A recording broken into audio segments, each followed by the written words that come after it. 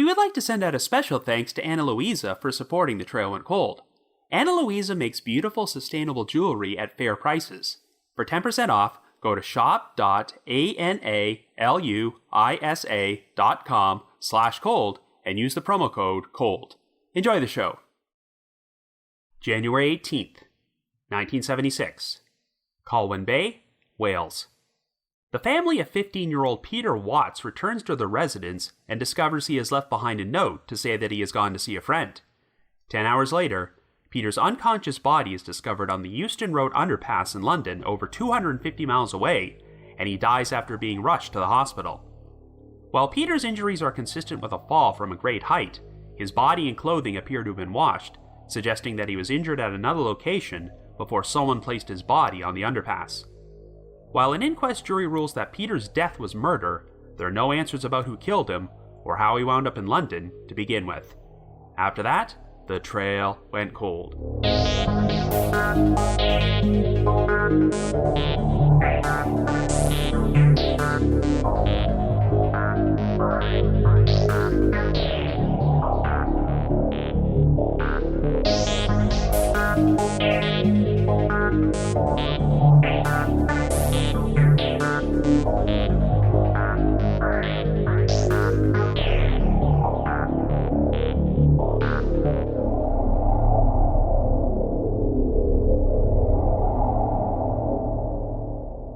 Hello everyone, and welcome to our latest episode of The Trail Went Cold.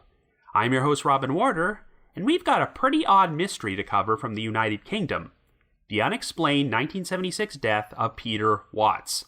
As you might know, this coming weekend I'm going to be appearing on Podcast Row at CrimeCon UK in London, and per tradition, whenever I attend a podcasting event, I always like to do an episode about an unsolved case from the host city on the very same week.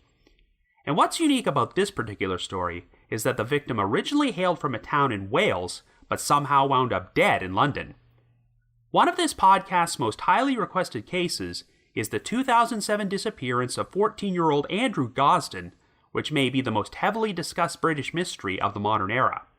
In case you're not familiar with the case, Andrew Gosden left his home in Doncaster and purchased a train ticket to London for reasons that have never been explained, and he remains a missing person to this day. Well, even though it's nowhere near as well known, the Peter Watts case has a number of similarities, but the key difference here is that the victim was found. Peter was a 15-year-old boy who left a note for his family to say that he was going out to see a friend, yet several hours later, he would somehow wind up dead over 250 miles away in London.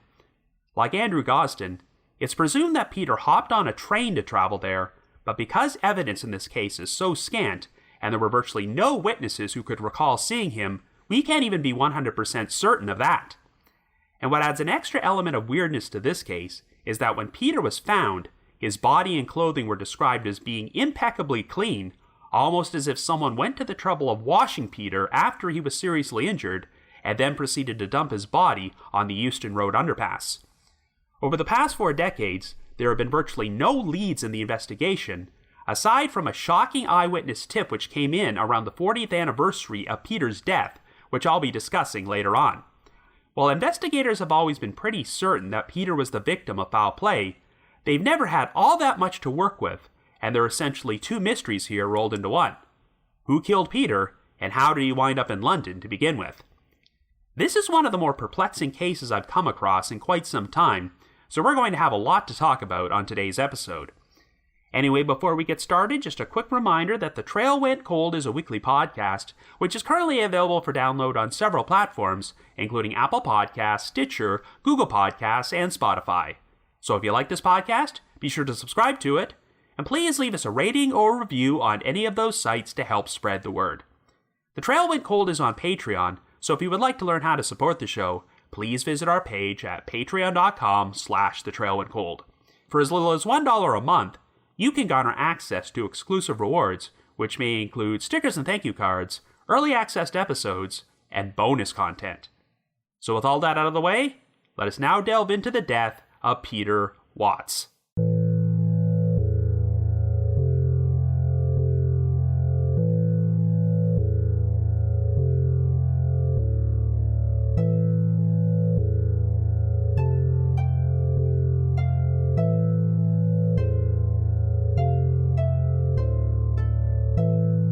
Our story begins in the United Kingdom in 1976. Our central figure is 15-year-old Peter Watts, who lives with his parents, Percy and Hazel Watts, and his 17-year-old brother Mark, in Colwyn Bay, a seaside resort town located on the north coast of Wales, which overlooks the Irish Sea.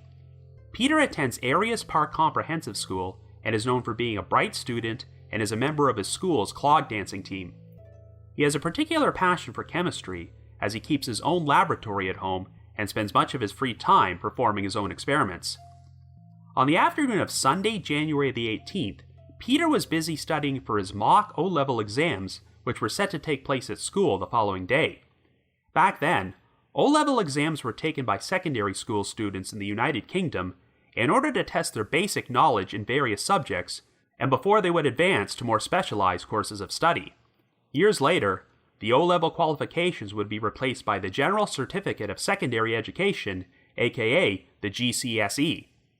At around 3:30 p.m. that afternoon, Percy and Hazel took Mark out for a driver's lesson, and while Peter was asked if he wanted to go with them, he was too busy studying and decided to remain at the house.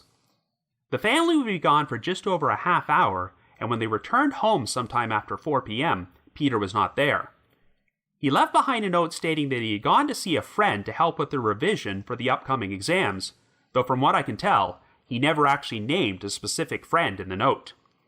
Well, Peter never returned home that night, and concern only increased when he failed to show up at school for his O-level exams the following day.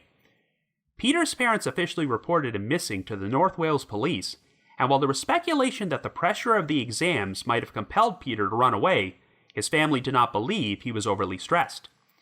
When he left for his driver's lesson, Mark said goodbye to Peter while he was inside his bedroom, and said that everything appeared to be normal with him. Peter would remain a missing person for over a week, but on January the 26th, his family received a shocking piece of news. Peter had been found dead in London, over 250 miles away.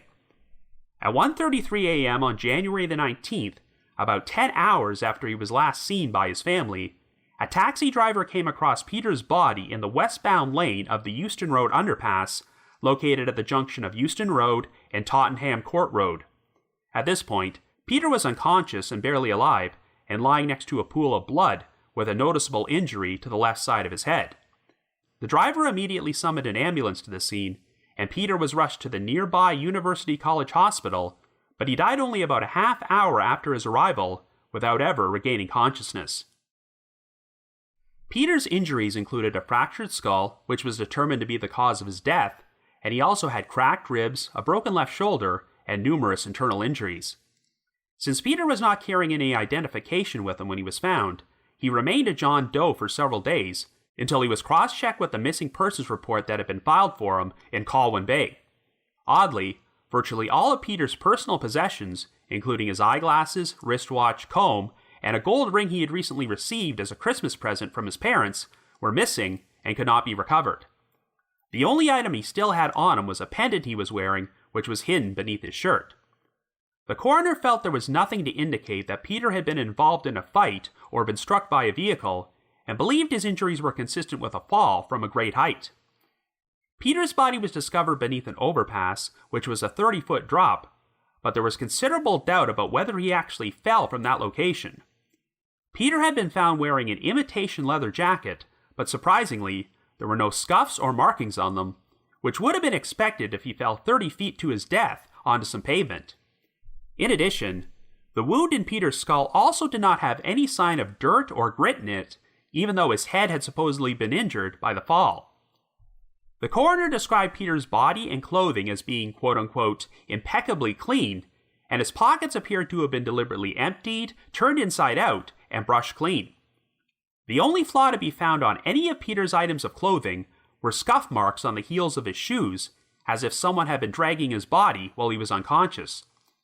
The total lack of forensic evidence led to speculation that Peter had been seriously injured at another location before someone went to the trouble of bathing his body and washing his clothes before redressing him, and then proceeded to dump his body on the Euston Road underpass. Before he discovered Peter on the underpass, the taxi driver had driven through a tunnel with a second taxi following close behind him. According to this second cab driver, before he entered the tunnel, he recalled seeing a green car emerge from it in the opposite lane, and the vehicle proceeded to turn left and drove straight through the traffic lights. Could the occupants of that green car have dumped Peter's body on the underpass? Of course, in addition to the odd circumstances of how he died, the other big mystery is what Peter was doing in London to begin with, as his family claimed he did not know anyone from the city. When Peter's case started generating publicity, a British rail clerk came forward who believed he had sold Peter a train ticket at the booking office of the Colwyn Bay railway station sometime between 4:15 and 4:20 p.m. on January the 18th, less than an hour after his family last saw him at the residence. According to the clerk, a young man matching Peter's description purchased a day return ticket to the city of Chester, England, located just over 40 miles east of Colwyn Bay, near the English-Welsh border. The clerk said that he remembered this transaction because the young man paid with a £10 note, and since the ticket cost £2 4 shillings, he had to open the safe to make change. Indeed, Peter had recently received a £10 note as a Christmas present, and it was discovered to be missing from his home. Peter also had ties to Chester, as he was a train enthusiast who sometimes traveled there to go train spotting. In fact, during the week where Peter was unidentified, his father had actually taken a trip to Chester to search for him. The train the ticket was purchased for originated in the Welsh town of Holyhead and would have arrived at the Colwyn Bay station at 5:18 p.m. After the train traveled to Chester, it would have continued southeast until it arrived at the Euston railway station at approximately 9:15 p.m., and the station was not too far from the spot where Peter's body was found. But while the clerk thought there was a good chance that Peter was the young man he sold the train ticket to, he could not say with 100% certainty that it was him. The issue is that other than the clerk, investigators could not find one single eyewitness who could recall having seen Peter on the afternoon or evening of January the 18th, or during the early morning hours of the 19th. The police went to a lot of trouble posting and circulating Peter's missing persons flyer to commuters who took the train from Colwyn Bay to Chester and to London, but none of them seemed to recognize Peter or have any recollection of him on the day he left his home. This made Peter's family wonder if he never actually took the train to London, but was instead forcibly abducted from the residence and driven there. 4 months after Peter was found, a 9-man inquest jury was held into his death at St. Pancras Coroner's Court, featuring testimony from a number of eyewitnesses. The Watts family dismissed the possibility that Peter's death was a suicide, believing there was no way he would have traveled to another city several hours away from home in order to take his own life. The authorities also did not believe that Peter's death was the result of an accidental fall from the overpass, and that if he was killed at another location, someone else had to have placed his body on the underpass. In the end, the jury returned a unanimous verdict in which they concluded that Peter's death was a murder by a person or persons unknown. But unfortunately, the subsequent investigation did not go anywhere, as both the coroner and the lead detective openly acknowledged that this was one of the most baffling cases they had ever seen. After Peter's body was returned to his family, they held a funeral for him in Colwyn Bay before he was cremated. The Wattses ultimately decided that remaining in their original home would create too many painful memories for them, so they moved to the nearby town of Colwyn Bay less than a year after they lost Peter. The case would fade from the spotlight for the next 4 decades until ITV News London decided to run a new report on Peter's story in January of 2016 to commemorate the 40th anniversary. By this point, Peter and Hazel Watts had both passed away, but Peter's brother Mark agreed to be interviewed and said that their parents felt immense guilt over the possibility that Peter may have wound up dead because he ran away from home since they failed him in some way. The London Metropolitan Police's Special Casework Investigative Team stated that they were working on Peter's case, but needed anyone out there with information to come forward. Well, sure enough, it wasn't long before investigators were contacted by a retired taxi driver named John Varney, who had watched the ITV News report and became convinced he may have personally witnessed Peter's death. According to Varney, sometime in 1976, he had been driving along the Euston Road underpass when he noticed a young man climbing over the railings onto the road. Almost immediately thereafter, a police car with blue flashing lights drove past him at a high rate of speed and hit the young man. This caused the victim to fly through the air and land in the lane Varney was driving in, so he instantly hit the brakes and stopped only about 6 feet from the victim. Varney said that the young man moved for a brief period of time and looked directly at him before his eyes closed. When Varney attempted to climb out of his cab, the police car pulled up right next to him before one of the two officers inside climbed out and yelled at him to go.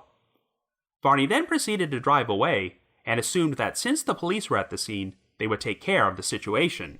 However, Varney said that the incident haunted him for the next 40 years, and when he saw the news report about Peter Watts' death, he became convinced that this was the young man he saw get hit by the police car. Well, Varney would be interviewed by investigators, but unfortunately, it does not look like this lead ever went anywhere, and the investigation has once again reached a standstill.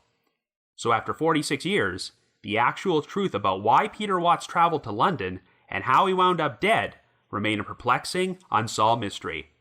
So I guess you could say, the trail went cold.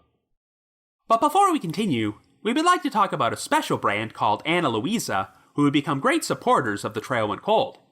Ana Luisa produces high-quality, beautiful, and sustainable jewelry such as earrings, necklaces, and rings, and it does so with the planet in mind.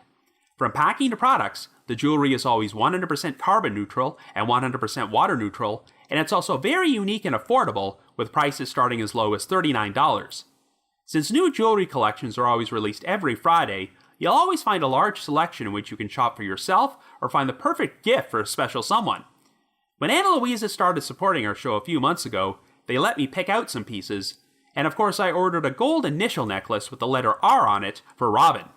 Ordinarily, I wasn't someone who used to wear necklaces, but I've been enthusiastically wearing that one ever since. And of course I gifted my thank you necklace to someone whom I really needed to thank for their support, and they greatly appreciated it.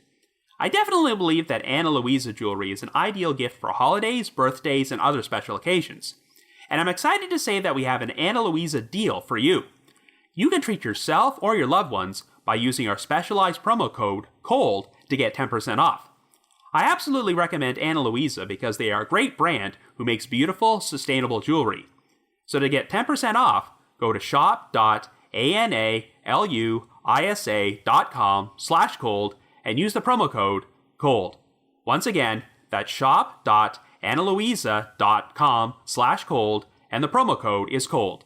Thank you and enjoy the rest of this episode.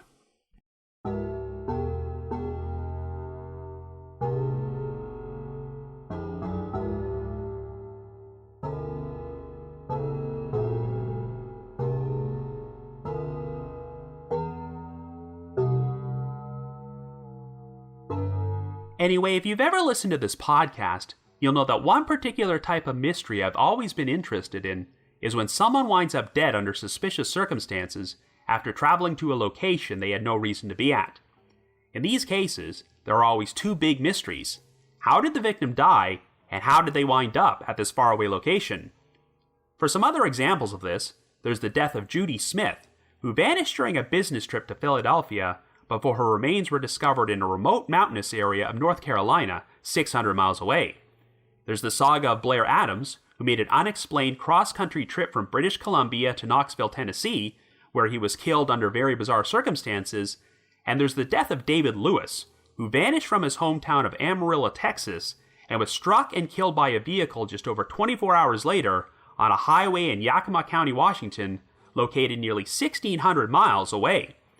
Compared to these cases, I guess Peter Watts' 250-mile trip from Colwyn Bay, Wales to London might not be that extreme, but he disappeared without warning during a narrow window of time while his family was out of the house and was discovered dead only 10 hours after he was last seen. And what adds to the frustration is that Peter's case took place all the way back in 1976, so the necessary technology did not exist to leave behind a digital trail of his movements. During the intro, I compared this case to the unsolved disappearance of 14-year-old Andrew Gosden, which I may cover on The Trail Went Cold at some point. But in case you're not familiar with his story, I wanted to provide a brief synopsis of what happened. Andrew lived with his family in the Balby suburb of Doncaster, located in South Yorkshire, and he left his home to head for school on the morning of Friday, September the 14th, 2007. But instead of hopping on the school bus, Andrew decided to go to an ATM and nearly emptied his bank account to withdraw £200. After his parents left for work, Andrew returned home to change out of his school uniform and decided to walk to Doncaster railway station without leaving a note behind for anyone. He then proceeded to purchase a one-way train ticket to London, located over 160 miles away. A witness would later recall having sat next to Andrew on the train, where he spent most of his time playing with his PlayStation portable video game console. After the train arrived at London's King's Cross railway station, CCTV footage would capture Andrew exiting out the main entrance at 11:25 a.m., but after that, he was never heard from again, and he is still a missing person nearly 15 years later. To this day, no one has any real idea about why Andrew decided to make this unexplained train trip to London, but one of the most prominent theories is that he was a victim of human trafficking. In fact, in December of 2021, 2 unnamed men were arrested and held on suspicion of kidnap and human trafficking in relation to Andrew's case, but they have since been released under investigation so that devices which were seized from both men can be analyzed. The authorities have been very tight-lipped about sharing details with the public, but they've said these devices could take 6 months to 1 year to analyze, so at the time of this recording, Andrew Gosden's disappearance is still an unsolved cold case, and we really don't know how much significance this recent development has to the investigation. I sometimes see Andrew's case brought up in online discussions about Peter Watts' death, but even though there are a number of similarities, I do not believe the two cases are connected, given the 31-year gap between them. Obviously, the key difference is that Peter was found, whereas Andrew is still missing, but Andrew's case did have the advantage of more advanced technology in order to track his movements. We definitely know that Andrew bought a train ticket to London and arrived there because he was captured on CCTV at King's Cross railway station, but we don't have that in Peter's case or any concrete evidence to prove that Peter even took the train at all. We had a witness who specifically remembered sitting next to Andrew during his train trip, but not one person could recall having seen Peter on his train, or anywhere for that matter, on the day he traveled to London. We do have a rail clerk who believed he sold a train ticket to Peter, but even he can't be 100% certain it was the same guy, and there are no other independent eyewitnesses who can corroborate his story and establish how Peter wound up at the location he did. For this reason, Peter's family have always believed that he did not leave their house voluntarily and travel to the railway station to purchase a train ticket, but was instead forcibly abducted. During interviews, Peter's brother Mark has stated that even though the rail clerk was not entirely sure he sold a ticket to Peter, his statement was picked up by the press and reported and accepted as fact, even though the clerk could have been mistaken. But if Peter was abducted from his residence and driven to London, the obvious question is, why? Unfortunately, there is so little evidence to work with in this case, and only a limited amount of information. There's also virtually no forensic evidence available, and while I'm sure no one was thinking about this sort of thing back in 1976, it is kind of a shame that Peter's family had him cremated, because for all we know, there could have been potential DNA evidence on his body which belonged to his killer. And aside from a shocking tip that came in 40 years after the fact, which I'll discuss later on, we've had no eyewitnesses who can provide any insight into what happened. In recent years, both Mark and the cold case investigators have been very open about the fact that unless someone with information about what happened decides to come forward, there may be no chance of a resolution here. At the time Peter's death took place, his case got quite a bit of media coverage in the United Kingdom, and due to the baffling nature of how Peter died, the story even got some international coverage, as a press release was published in a number of North American newspapers. Though I wouldn't say it was the most tactful press release, since the headline referred to the story as the quote-unquote case of the clean corpse.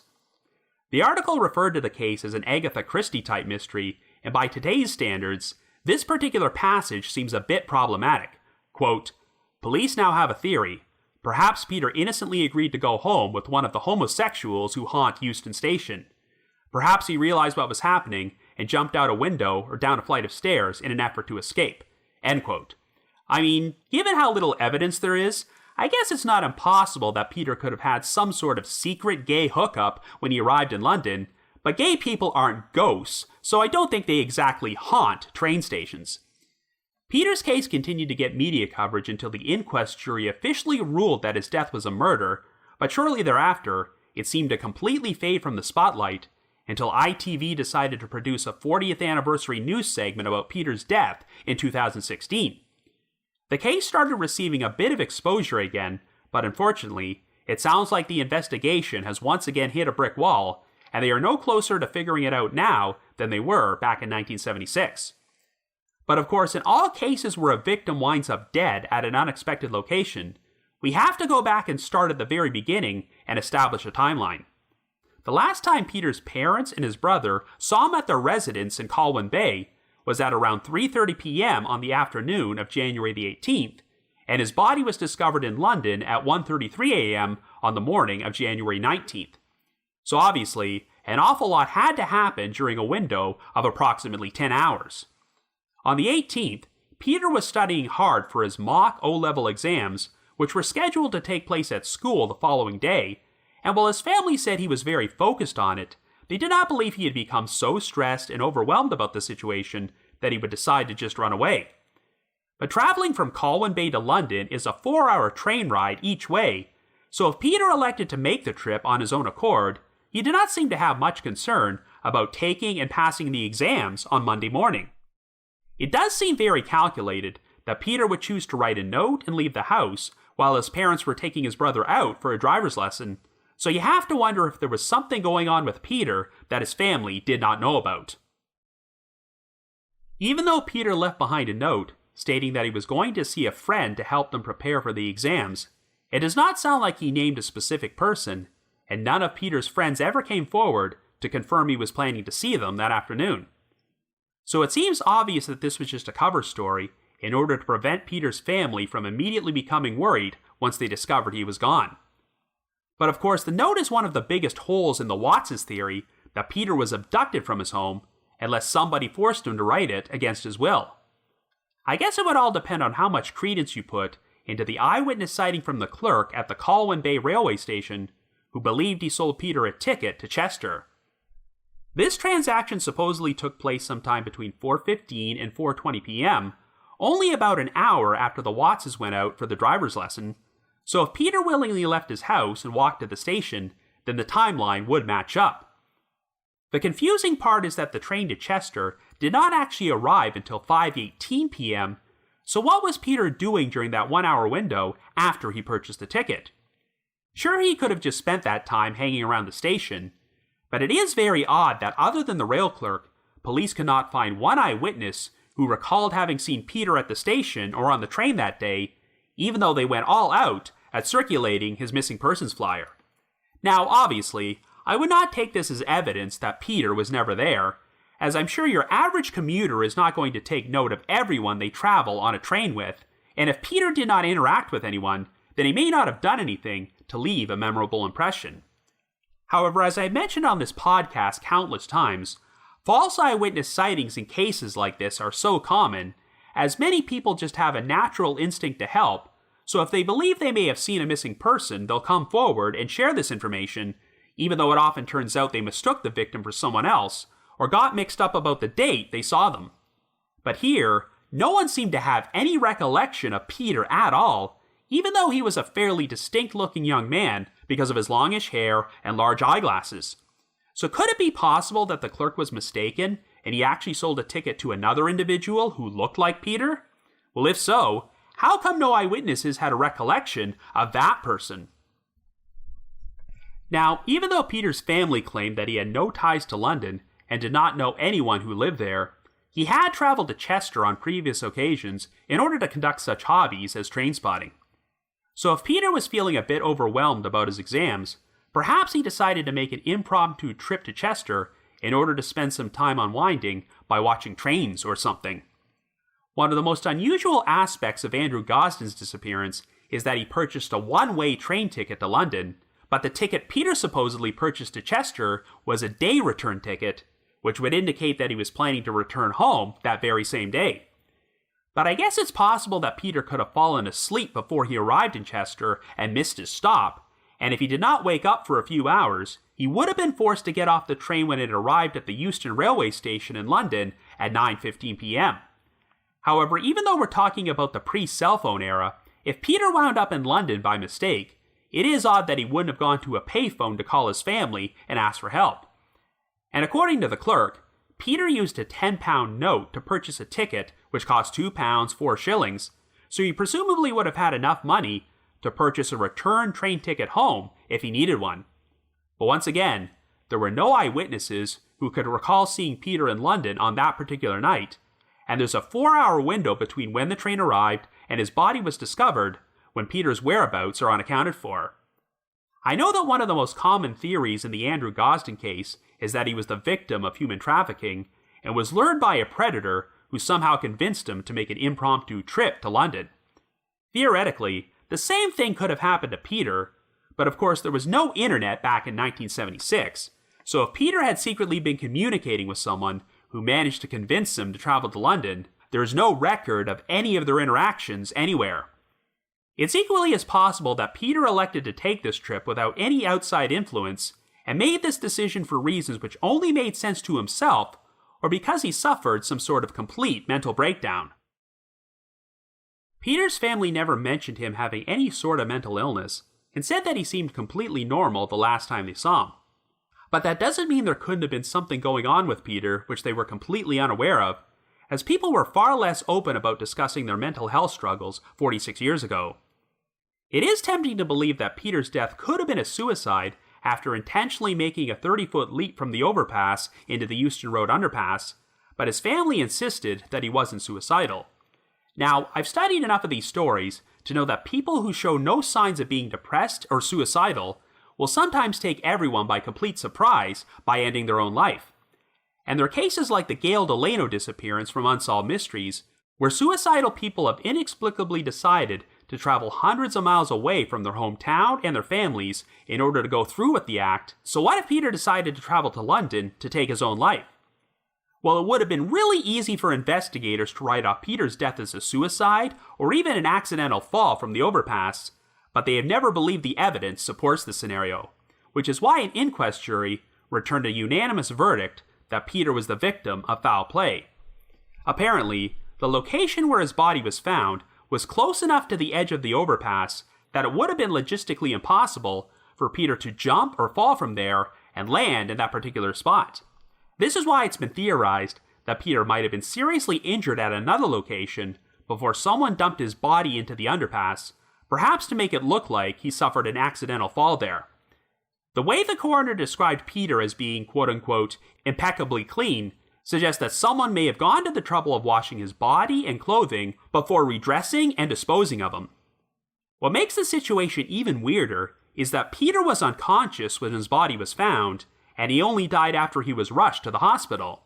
So if this cleaning scenario is true, then Peter technically still would have been alive while all this was going on. Now, to be fair, Peter's father, Percy Watts, once said in an interview that his son was very concerned with cleanliness and hygiene, stating, quote, if he received a small scratch, he had to have an antiseptic for it. It was an attitude which we had been joking about at home, end quote. So I guess it's possible that Peter was just a guy who always went out of his way to ensure that his body and clothing were very clean, and the coroner just exaggerated the whole situation. But it is very unusual that the only markings to be found on Peter's clothes were scuff marks on the heels of his shoes, and it's also very troubling that most of Peter's personal items, including his identification, eyeglasses, wristwatch, and gold ring, were nowhere to be found at the scene and have never been recovered. If the scene was staged, and the responsible party wanted to make it look like Peter fell from the overpass, then they may have gotten way too clever for their own good. If Peter's body and clothing were not so clean, then the police might have been more inclined to believe he died at that location, but it sounds like someone really wanted to go the extra mile to destroy potential forensic evidence. It's worth noting that the autopsy showed no indication that Peter was sexually assaulted, so I don't think they were trying to get rid of any semen evidence, and of course back in 1976, no one would have been thinking of DNA. Perhaps all of Peter's personal belongings were removed from the scene intentionally to give off the false impression that he was robbed by someone who pushed him off the overpass, but you have to wonder what actually happened to Peter in order to compel someone to go to all this trouble. The coroner still believed that Peter's injuries were consistent with a fall from a great height, so if this fall took place elsewhere, then there was obviously a vested interest in ensuring that he was not found at that particular location. The Euston Road underpass really does not seem like the ideal spot to stage a scene, since it often contains heavy vehicular traffic, so if someone dumped Peter's body there, they got incredibly lucky that they were not seen by any eyewitnesses. Perhaps they were hoping that everyone would believe that Peter was the victim of a hit-and-run accident, as the underpass is a very dangerous place for pedestrians who are forbidden from walking down there. But that ruse didn't really work, as Peter's injuries were not consistent with being struck by a vehicle, and it sounds like they weren't consistent with him being physically assaulted either. Unfortunately, the only eyewitness who has ever claimed to have seen anything incriminating on the night Peter was killed is the retired cab driver John Varney, who did not come forward until 40 years after the fact. Varney claims that he saw a young man matching Peter's description get struck by a police car containing at least 2 officers, and given how long it took him to share this story, I can understand why it's easy to be skeptical about it. Varney claims that since the police told him to leave the scene, he assumed they would handle the situation, but it was only after he watched a news segment about Peter's case 4 decades later that he became convinced that he might have witnessed his death. However, Peter's story did get quite a bit of media coverage in the UK back in 1976, so it is surprising that Varney wouldn't have heard about it at the time and put 2 and 2 together. I will admit that a cover-up involving Peter getting hit by a police car is an intriguing scenario, because a police officer might be the type of person who would be thinking about stuff like forensic evidence and go to the trouble of cleaning Peter's body and clothing in order to stage a fake death scene. But once again, the coroner did not believe that Peter's injuries were consistent with being struck by a car, even though Varney literally described the young man he saw as flying through the air after he was hit. And if Peter was struck by a police car on the Euston Road underpass, it really doesn't make much sense for them to remove his body from the scene and clean it before returning there. Given that pedestrians are not supposed to be walking on the underpass, if the police struck him down there and it was legitimately an accident, then they probably wouldn't have even gotten into any real trouble to begin with, and there was no real need for a cover-up. I don't know if Varney is making this story up, or if he might have witnessed a completely different accident with a police car which did not involve Peter, but I'm not buying that this is how Peter was killed. If the coroner is accurate, and Peter's injuries were caused by a fall from a great height at another location, was he intentionally pushed from a high place? Or could this have been an accidental fall, which came about as the result of a confrontation or altercation with another person? Like I mentioned earlier, Peter was technically still alive until after he arrived at the hospital, so there's a possibility he could have been saved if someone had immediately called for medical attention. But since they went to the trouble of cleaning his body and moving it, it appears that the responsible party wanted to completely disassociate themselves from what happened. I know I mocked that sensationalistic press release that Peter may have been picked up by a gay person at the Euston railway station and was seriously injured when he jumped out a window or down a flight of stairs to get away from them, but truthfully, given the time period, that is the type of scenario I could see someone going to great lengths to cover up. Of course, I'm definitely not going to say that's what happened, since nothing has ever been presented to indicate that Peter was secretly gay, but since we have so little evidence to work with, I suppose anything's possible, and it certainly would provide a potential explanation for why he would travel to London without telling his family what he was doing. That's ultimately the biggest issue with this case. Putting aside the logistics of how and why Peter was killed, we still have zero idea about why he decided to leave his home to make this 250-mile trip in the first place. I mean, if you actually believe the theory that Peter was struck by a police car and his death was covered up, that's fine. But it still doesn't account for how he got from point A to point B. This is why Peter's family have always clung to the theory that he never took the train and was abducted from his residence by force. But what kind of person would have had such a vendetta against Peter that they would feel compelled to kidnap him and bring him 250 miles to London in order to kill him? However, perhaps the truth lies somewhere in the middle. Peter was not abducted or take the train, but was instead picked up at his home by someone and left of his own volition. This would account for why Peter left a note behind about going to help a friend prepare for their exams, because he may have thought he would be back later that same day, but for whatever reason, Peter was taken to London, and something went horribly wrong, which led to him being killed. There definitely still would have been enough time to drive to London during the 10-hour window before Peter's body was found. While Peter's family did not believe he had any personal problems or reasons to run away, perhaps something was going on in his life which they did not know about. If Peter's body and clothing were cleaned before he was dumped on the underpass, it was definitely a very odd strategy, but it technically did work. Since virtually no evidence was left behind, and no one has any real clue about what happened all these years later, it's almost like they got away with the perfect crime. I think one important key detail might be the sighting of the green car, which was seen emerging from a tunnel and driving away from the Euston Road underpass right before Peter's body was found. It's very possible that the driver of that car had just dumped Peter there and managed to get away before any witnesses caught them in the act. But for all we know, that green car may have just been driven by some random innocent motorists and they have no connection to the crime. Otherwise, there just isn't a whole lot to work with here, and this continues to remain one of the more perplexing cases I've ever seen for the United Kingdom.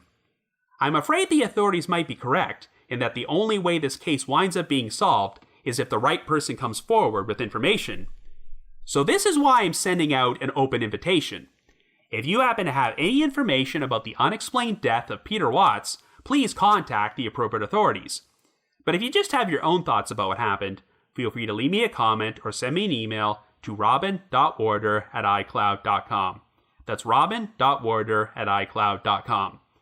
Another reminder that The Trail Went Cold is on Patreon, so please visit patreon.com/thetrailwentcold to learn how you can support our podcast and become eligible for some pretty neat rewards. This past month, I released another joint bonus episode with my friend Charlie from the Crime Lines podcast, in which we discussed a very famous case from Unsolved Mysteries that wound up being solved: the murder of Shannon Moore by her husband, Dave Davis.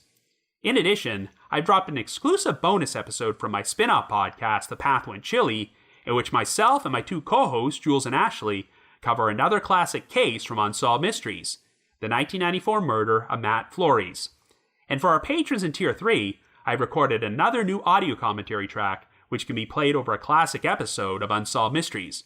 I'd also like to give a shout out to our most recent listeners who have signed up with us on Patreon this week, and they are Gabriella DF, Lynn N, Chelsea S, and Amy S. Thank you all so much for your support. I'm also pleased to announce that later this summer, The Trail Went Cold is going to be appearing at the True Crime Podcast Festival, which is taking place at the Weston Park Central Hotel in Dallas, Texas, from August the 27th until the 28th. Myself and many other prominent true crime podcasts will be in attendance, and there will be a number of panel sessions, discussions, and live episodes, so in order to purchase tickets, please visit the website truecrimepodcastfestival.com. That's truecrimepodcastfestival.com. In addition, I wanted to provide another reminder that I hold live streaming sessions on a platform called Get Vocal. Every Thursday night from 7 until 8 p.m. Eastern Time, I host what is essentially an after show for each week's podcast episode, where I have an interactive discussion about the featured case from said episode and answer questions and address comments from listeners. I always include a link to these sessions in our show notes, so be sure to check there for more information or visit getvocal.com. That's GETBOKL.com. I just wanted to give another shout out to my supporters at the Unsolved Mysteries message board at the Sitcoms Online forum and the Unresolved Mysteries subreddit. I need to provide a big thanks to Miguel Foote, who edits and assembles this podcast together for me, and Vince Nitro, who composes the eerie music you hear on every episode. If you haven't already, you can like us on Facebook, follow us on Twitter, or leave us a rating or review on Apple Podcasts, Stitcher, Google Podcasts, or Spotify. Anyway, just a few days after this episode's release, I will finally be on Podcast Row at CrimeCon UK in London, which I had to miss last year due to travel restrictions, but I'm very excited to be attending this year, as I have not been to the UK since the 1980s when I was a kid. I have a feeling that some of you listeners will also be in attendance, and if so, feel free to come say hi to me at my booth on Podcast Row. So everyone have yourselves a great week and join us next Wednesday for another brand new episode of The Trail Went Cold.